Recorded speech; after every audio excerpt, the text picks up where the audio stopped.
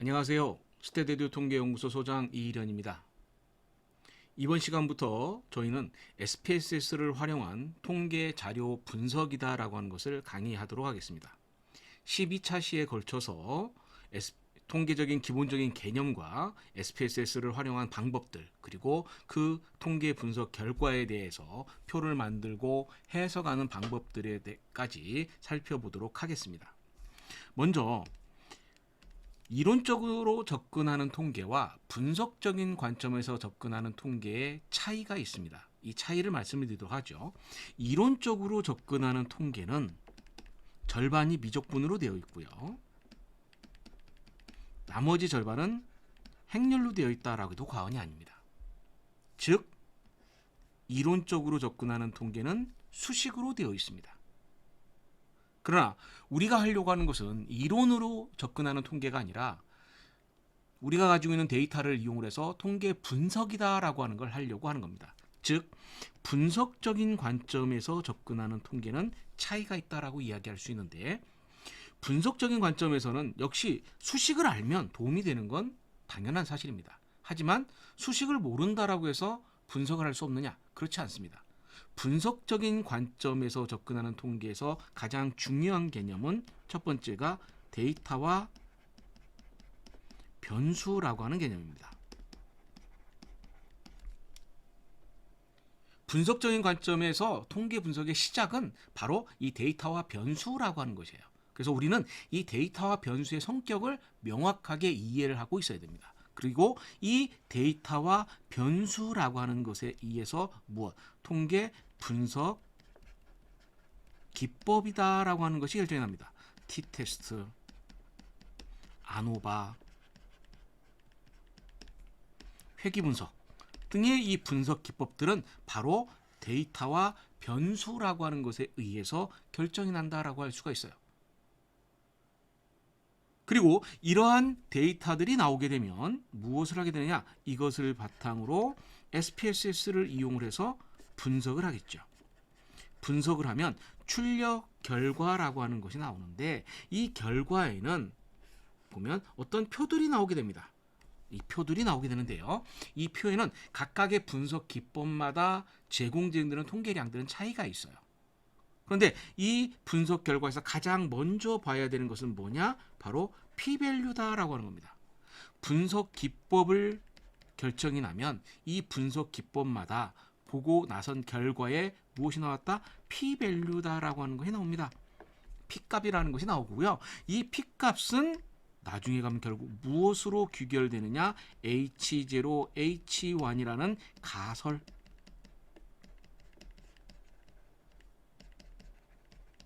로 귀결이 되게 있습니다.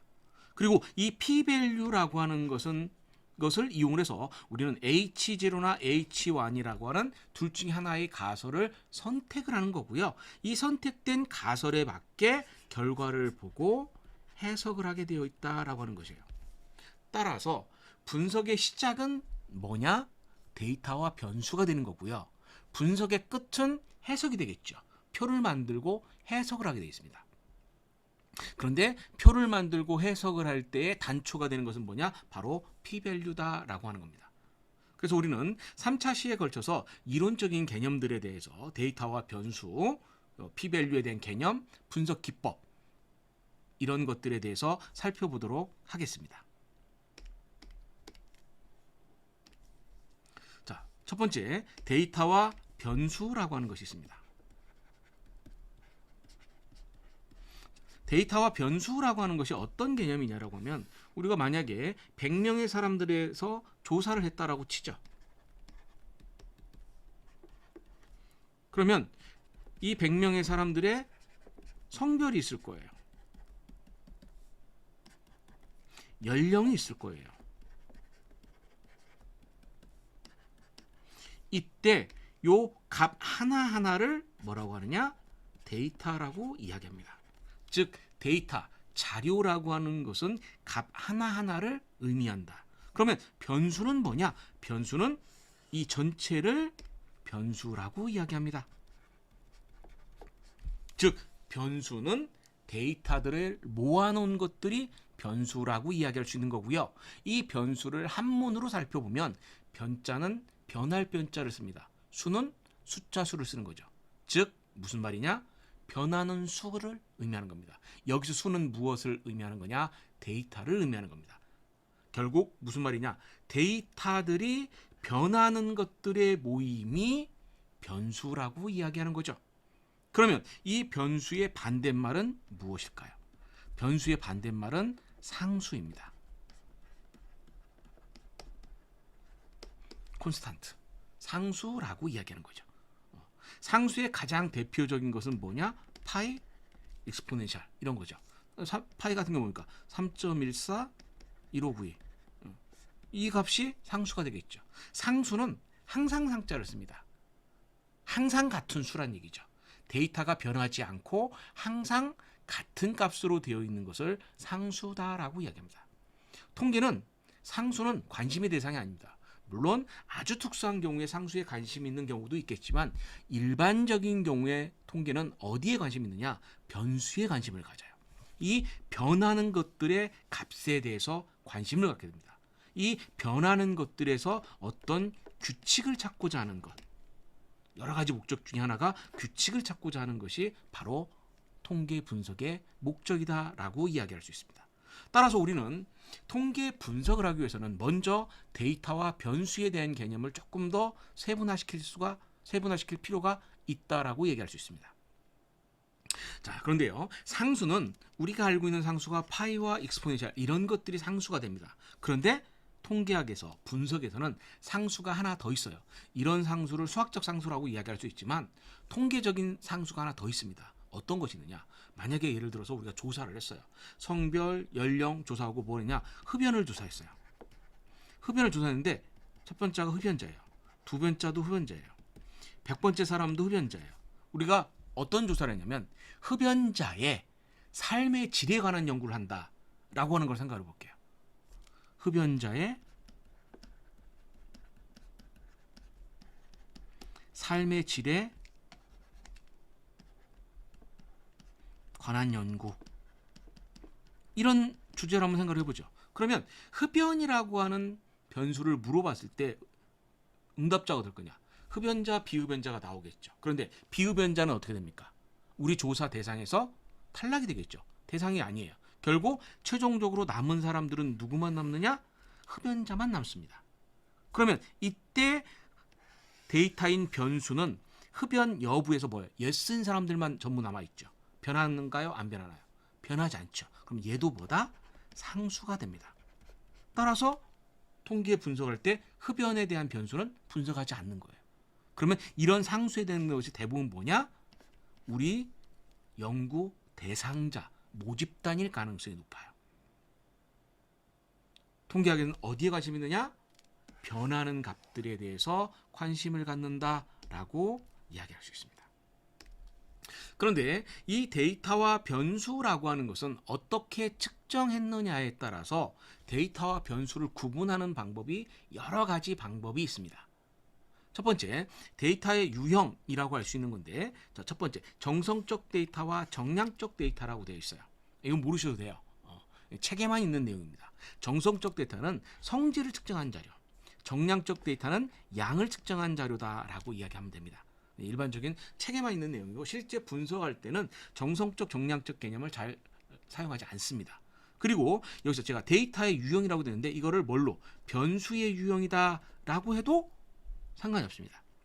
데이터의 유형이라고 하면 값 하나하나가 어떤 성격을 가지고 있느냐를 이야기하는 거고, 변수의 유형이다라고 하면 데이터의 값들이 전체 모임이 어떤 성격을 가지고 있느냐라는 얘기예요. 그래서 어떤 책에서는 데이터의 유형이라고 써 있는 책이 있고 어떤 책에서는 변수의 유형이다라고 써 있는 책이 있는데, 그냥 값 하나를 받느냐, 그 데이터들에 모아놓은 변수에 관심을 갖고 받느냐, 뭐 이 차이만 있다라고 생각하시면 됩니다. 그렇게 크게 구분하지 않으셔도 됩니다. 자, 그러면 통계학에서 주로 사용하는 표현은 뭐냐? 여기에 있는 범주형 데이터와 연속형 데이터가 주로 사용하는 표현입니다. 범주형 데이터, 범주형 변수, 카테고리칼 데이터다라고 이야기합니다. 그래서 이런 카테고리컬 데이터, 범주형 데이터는 대부분 데이터가 뭘로 되어 있느냐? 문자로 되어 있습니다. 그래서 문자형 데이터, 문자형 변수라고 합니다. 이에 비해서 연속형은 대부분 뭘로 되어 있냐? 숫자로 되어 있어요. 그래서 수치형 데이터, 숫자형 데이터다라고 얘기합니다. 그리고 이런 수치로 되어 있는 것은 양으로 측정되어 있다라고 해서 양적 데이터, 양적 변수. 문자형 데이터는 질로 측정되어 있다라고 해서 질적 데이터, 질적 변수라고 이야기해주고 있습니다. 자, 그런데 이 범주형 변수, 연속형 변수라고 하는 것은 그동안 통계학에서 정통적으로 많이 써왔던 표현이에요. 그래서 주로 통계학 책에, 통계를 전공하신 분이 쓰신 책에 보면 범주형 변수, 연속형 변수라는 표현이 좀 더 많이 있습니다. 그런데 분석적인 관점에서 들어가 보면 분석 기법이 조금 더 세분화가 되면서 범주형과 연속형이라고 하는 개념으로는 분석 기법을 구분할 때 약간 한계가 발생이 됩니다. 그래서 이거를 좀 더 세분화될 필요가 있어서 범주형과 연속형을 세분화된 개념이 있습니다. 그래서 그때 세분화된 것이 무엇이냐?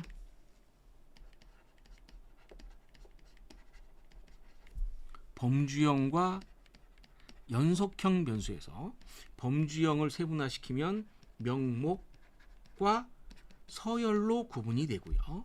연속형을 세분화시키면 등간과 비율로 세분화가 됩니다. 그래서 이거를 척도에 의한 구분 방법이다라고 해서 명목 척도, 서열 척도, 등간 척도, 비율 척도다라고 얘기하는데 분석적인 관점에서는 범주형과 연속형이라는 표현보다는 오히려 명목, 서열, 등간, 비율이 조금 더 이해하시는 것은 좋다라고 얘기할 수 있습니다. 명목 척도는 다른 말로 명명 척도다라고도 이야기하고요. 노미널 스케일이다라고 얘기합니다. 명목 척도는 데이터가 어떻게 되어 있느냐? 데이터 이름 자체의 목적, 의미가 있는 거예요. 가장 대표적인 것이 성별이라는 변수가 있는데 성별을 제가 조사했어요. 남자, 여자, 여자, 여자, 남자 라고 했을 때 요 값 하나하나가 의미가 있죠. 이 데이터 하나에 의미가 있는 거예요. 이런 데이터를 명목 척도다라고 이야기합니다. 자, 그런데 통계학자들은 통계 분석을 할 때 SPSS에 입력을 할 때요. 남자, 여자, MF라고 하는 문자로 입력되는 것보다는 숫자로 입력하는 것을 좀 더 선호하고 있습니다. 사실 이게 좀 더 편한 경우가 더 많아요. 그런데 문자로 입력했다라고 해서 분석이 안 되냐? 그렇진 않습니다. 분석이 됩니다. 근데 이거는 패키지마다 좀 차이가 있는데 SPSS라는 패키지는 이렇게 문자로 입력이 되어 있으면 분석이 안 되는 경우가 지원이 안 되는 경우가 가끔 있어요. 분석 기법마다 좀 차이가 있어요. 그래서 가능하면 이렇게 숫자로 입력하는 게 좋습니다. 근데 문제는 뭐냐? 이 숫자, 남자를 1로 입력했고 여자를 2로 입력했는데 이 숫자의 의미가 있냐라는 얘기죠. 의미가 없습니다. 남자를 1, 여자 2가 아니라 여자를 1, 남자는 2만 입력해도 아무런 문제가 없습니다. 즉 숫자를 입력하는 것에 규칙이 없어요. 다만 편의상 어떻게 입력하느냐? 1, 2로 입력되었다 라는 것이 뿐이죠. 자, 그런데 여기서 우리가 생각해 줄 부분이 있어요. 어떤 부분을 생각하냐면 만약에 나중에 성별이라는 거 고려하지 않고 생각하지 않고 그냥 입력되어 있는 값만 봤어요. 그러면 전부 다 뭐가 되어 있어요? 1과 2라는 숫자가 되어 있죠. 1과 2라는 숫자만 되어 있으니까 여기서 평균을 한번 제가 구해 볼게요. 성별에서 평균을 구하는 게 의미가 있을까요? 없죠. 성별에서 평균 구하는 사람은 아무도 없습니다. 그런데 이렇게 1, 2로 입력됐으니까 제가 평균을 구해볼 거예요. 엑셀에서는 average A1 땡땡 A100 할게요. 그럼 100개의 데이터에서 평균을 구하라는 얘기죠. 했더니 얼마가 나왔냐? 1.5가 나왔어요. 중요한 건 평균을 구했다라는 게 중요한 게 아니에요. 1.5라고 하는 값에 의미가 있냐는 얘기예요. 이 값에 의미가 있냐라는 얘기죠. 의미가 없습니다. 따라서 평균을 구하면 안 돼요. 그러면 명목 척도에서는 뭐를 구하느냐? 빈도와 백분율을 구합니다. 빈도와 백분율을 구합니다. 해석할 때는 뭘로 구하냐면 퍼센트로 해석을 해주고 있습니다. 그래프를 그릴 때는 주로 원 그래프와 막대 그래프가 주로 이용이 되고 있습니다. 명목 촉도에 플러스 높낮이가 들어가면 서열 촉도다라고 합니다. 서열 촉도는 다른 말로 순서형이라는 표현을 씁니다. 오디널 스케일이라고 얘기합니다. 서열 촉도는 높낮이가 있어요. 남자, 여자. 남자를 1, 여자를 2로 입력했어요. 이때 1과 2 사이에 높낮이가 있나요? 존재하지 않죠. 그냥 우리가 편의상 입력해 줬을 뿐이에요. 서열 촉도에서 가장 대표적인 것이 뭐냐? 학력이라는 것입니다. 초졸, 중졸, 고졸, 대졸 이상 이렇게 됐어요. 그러면 그 자체로 의미가 있어요. 그러니까 뭘까요? 명목 촉도예요. 그런데 초졸보다는 중졸이 높고 중졸보다는 고졸이 높다라는 높낮이가 형성됐습니다. 이런 촉도를 우리는 서열 촉도다라고 합니다. 그리고 서열 촉도는 숫자로 데이터를 입력할 때 규칙이 하나 생깁니다. 초졸을 1로 입력했으면 중졸은 무조건 1보다 큰 값을 입력을 해 주어야 됩니다. 이 순서가 바뀌면 안 된다는 얘기죠. 그런데 명목 촉도에서 순서가 바뀌어도 상관이 없었죠. 여자를 1, 남자를 2로 입력해도 상관이 없어요. 하지만 서열 촉도에서는 규칙이 하나 생기는 거예요. 어떻게? 1, 2, 3, 4라고 하는 순서대로 입력해야 되냐. 그런데 꼭 이렇게 1, 2, 3, 4 입력해야 되냐? 그렇지 않습니다. 1, 10, 100, 1000 해도 되고요. 6, 9, 12, 16 해도 상관이 없습니다. 즉 값의 크기 자체는 의미가 없다는 얘기예요. 커지기만 하면 된다는 얘기예요. 자, 그럼 여기서 또 한 가지 생각. 평균을 구할 수 있을 거냐? 에버러지 B1 땡땡 B100 해줬어요. 평균 구해야겠죠? 이랬더니 2.5가 나왔어요.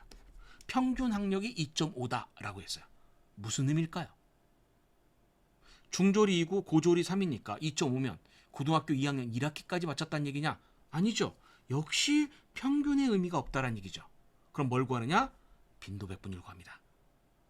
빈도백분율 구합니다. 그리고 원그래프와 막대 그래프를 그려주어야 됩니다. 등간 촉도는 서열 촉도에 플러스 간격이 들어있는 겁니다. 간격이 들어있고 우리가 인터벌 스케일이다 라고 얘기합니다. 이때 등간 촉도에서 등자는 같을 등자를 사용합니다. 간은 사이의 간자를 써요. 사이의 간격이 같다라고 하는 얘기예요. 이게 무슨 말이냐? 학력이 초졸, 중졸, 고졸, 대졸로 입력했고 1, 2, 3, 4로 입력했어요. 그러면 초졸 1과 중졸 2 사이의 간격 1이죠. 고졸 3과 대졸 사이의 간격 1이 되겠죠. 그럼 이때 초졸과 중졸 사이 간격 1과 중졸과 고졸 사이 간격 1, 이 간격이 서로 같을 거냐라는 얘기죠. 어떻습니까? 같지 않죠. 그래서 서열 촉도가 됩니다. 그럼 등간 촉도는 어떻게 되냐? 가장 대표적인 것이 온도가 있습니다. 1도가 있어요. 그 자체로 의미가 있죠. 명목 촉도입니다. 2도가 있어요. 1도보다 높죠? 서열 촉도예요. 그런데 이 사이의 간격은 1도가 됩니다. 그리고 11도가 있고 12도가 있을 때 이 사이 간격은 어떻습니까? 1이죠. 이때 초졸과 1도와 2도 사이의 간격인 1도와 11도와 12도 사이의 간격이 1도라고 하는 것은 어떨까? 같냐라는 겁니다. 어떻습니까? 예, 같죠. 같습니다. 그래서 등간 촉도다라고 하는 것을 사용합니다. 그리고 등간 촉도에서는 한 가지 장점이 더 생깁니다. 어떤 장점이냐는 에버러지 C1 땡땡 C100 했어요. 그랬더니 7.8이 나왔어요. 그럼 어때? 평균 온도 어떻습니까? 평균 온도라는 말 사용하죠. 많이 사용을 하고 있습니다. 즉 뭐가 사용할 수 있냐? 드디어 평균을 사용할 수 있다는 얘기입니다. 엑셀에서는 에버러지라는 단어를 쓰는데 통계학에서는 에버러지라는 단어를 쓰지 않습니다. 민이라는 단어를 씁니다. 그래서 약자로 M을 쓰고요. 평균이 나오면 자동적으로 따라 나오는 개념이 있어요. 스탠다드 디비에이션, 약자로 SD를 씁니다. 해석은 평균으로 해석을 하고요. 그래프를 그릴 때는 꺾은 선 그래프, 막대 그래프, 그리고 박스 플롯, 상자 도표라고 합니다. 이 상자 도표는 전공에 따라서 굉장히 많이 쓰는 전공도 있고요. 잘 사용하지 않는 전공도 있습니다. 근데 박스 플롯이라고 하는 것은 어떻게 생긴 거냐면 이렇게 생긴 그래프예요. 이렇게 생긴 거. 이거 보셨죠? 이게 박스 플롯이에요. 자, 어쨌든 이렇게 놓고, 자, 그래서 등간 척도에서는 드디어 무엇을 사용할 수 있느냐? 평균이라는 걸 사용할 수 있다라고 하는 겁니다. 그러면 비율 척도는 뭐냐? 등간 척도의 플러스 배의 개념이 들어있는 겁니다. 이때 이것을 비율 척도, 레이시오 스케일이다라고 이야기합니다. 자, 그러면 온도가 등간 척도라고 했는데, 그럼 여기 온도에는 배의 개념이 있느냐를 살펴볼 거예요. 5도가 있고요, 10도가 있어요. 그럼 요 사이는 어떻습니까? 2배. 온도가 2배 높다. 이렇게 생각할 수가 있죠. 그러면 1도와 10도는 10도가 1도보다 몇 배 높아요? 이 논리로 따지면 10배가 되겠죠. 0도와 10도는요? 영하 10도와 영상 10도는?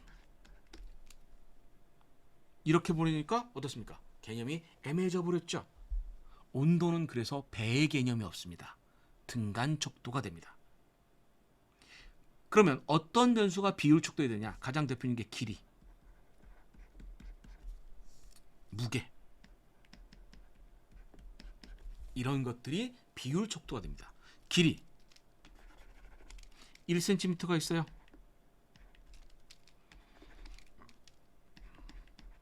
명목 척도죠.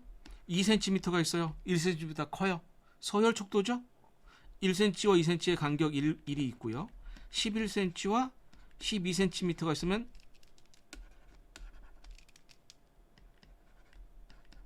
요 사이도 1이죠. 이때 요 간격 어떻습니까? 같죠. 등간 척도예요. 자, 그런데 5cm와 10cm는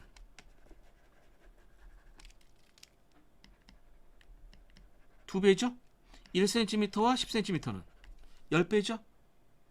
0cm와 10cm는 0cm라고 하는 것은 그 자체가 존재하지 않죠. 비율 척도의 가장 큰 특성 중에 하나는 뭐냐면 0이라는 개념입니다. 원래 0은 무슨 뜻이에요? 없다라는 개념이죠. 무의 개념입니다. 없다, 무의 개념으로 쓰여야만 비율 척도가 됩니다. 온도의 0도는 없다라는 것이 아니라 무슨 뜻인가요? 하나의 기준으로 쓰였죠. 그러면 등간 척도요. 마이너스 10cm 나올 수가 없죠. 그래서 길이와 무게 같은 것은 비율 척도다라고 이야기합니다. 그런데 이 비율 척도도 역시 등간 척도와 마찬가지로 평균 표준 편차를 사용할 수 있고 꺾은선 막대 그래프, 박스 플롯 등을 사용할 수 있다라고 이야기합니다. 그리고 등간 척도와 비율 척도를 합쳐서 등간 또는 비율이다라고 이야기하시면 됩니다. 명목과 서열은 구분하셔야 됩니다. 등간과 비율은 그럼 꼭 구분해야 되냐? 굳이 구분하지 않으셔도 상관이 없습니다. 왜냐? 등간 척도와 비율 척도를 구분해서 사용하는 분석 기법들이 얼마나 존재하느냐라는 걸 생각을 했을 때 이런 분석 기법들이 나올 가능성이 굉장히 희박합니다. 그리고 등간 척도와 비율 척도를 구분해서 사용하는 분석 기법들이 있다 하더라도 사용 횟수 자체가 매우 희박하고 그리고 난이도가 굉장히 높은 분석 기법이 있기 때문에 굳이 모르셔도 상관이 없습니다. 나중에 돼서 이제 굉장히 레벨을 높여서 매우 높은 단계에 있으면 그때 가서 공부하시면 되고요. 일반적인 초, 중, 고급 단계에서는 굳이 구분하지 않으셔도 된다. 연속형 변수는 그래서 등간과 비율 척도이고 등간과 비율 척도는 굳이 구분하지 않으셔도 된다. 그런데 명목과 서열 척도는 구분이 필요 없을 때는 초급 단계의 분석에서는 초, 중급 앞 단계까지는 명목과 서열을 구분하지 않으셔도 통계 분석하는데 큰 지장은 없습니다. 그런데 중급 이상부터 가면 고급 분석 기법으로 들어가게 되면 명목과 서열 척도는 구분이 되어야 됩니다. 그래서 우리는 변수의 구분을 이제 범주형 연속형 좀 더 세분화시켜서 명목, 서열, 등간 또는 비율 이렇게 구분할 수 있어야 됩니다. 그래서 제가 12차 시 동안 강의를 하면서 범주형 연속형, 범주형 변수, 연속형 변수, 범주형 데이터, 연속형 데이터 명목 서열, 등간 비율 이런 얘기를 굉장히 많이 할 겁니다. 그리고 등간과 비율을 구분이 필요 없잖아요. 필요 없을 때는 등비라는 표현도 사용하겠습니다. 명목과 서열이 구분이 없을 때도 필요가 없으면 명서라는 표현도 사용하겠습니다. 그래서 앞으로 우리 강의를 하면서 범주형 연속형, 명목 서열, 명서, 등간 비율, 등간 또는 비율, 등비라는 용어가 나오면 헷갈리지 않게 좀 알아두시면 도움이 되겠습니다. 자, 그럼 이걸 정리를 해보면 데이터의 가장 기본적인 단위는 명목 척도입니다. 명목 척도의 수학적 연산자는 같다와 다르다의 개념만 존재합니다. 남자 같다, 남자 여자 다르다 라고 이야기하는 거죠. 명목 척도의 플러스 높낮이가 들어가면 서열 척도다라고 얘기합니다. 서열 척도의 수학적 연산자는 같다 다르다, 초졸 중졸 다르다. 그런데 중졸이 초졸보다 높다라고 하는 높낮이가 형성이 됩니다. 그리고 이 두 개를 합쳐서 범주형이다라고 이야기하고, 범주형에서는 데이터를 빈도와 백분율을 구하고 원그래프와 막대 그래프로 이용을 해주고 있습니다.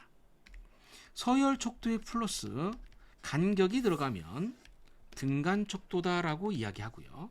등간 척도의 플러스 배의 개념이 들어가면 비율 척도다라고 이야기합니다. 그리고 이 등간 척도와 비율 척도를 두 개를 합쳐서 연속형이다 라고 이야기하고, 이 연속형인 등간과 비율에서는 드디어 무엇이 나오냐? 사칙 연산이 가능합니다. 이 사칙 연산이 가능하기 때문에 연속형 변수인 등간이나 비율 척도에서는 평균과 표준 편차를 사용할 수 있고요. 그 다음에 꺾은 선 그래프, 막대 그래프, 박스 플롯이라고 하는 상자 도표를 사용할 수 있다라고 이야기할 수 있습니다.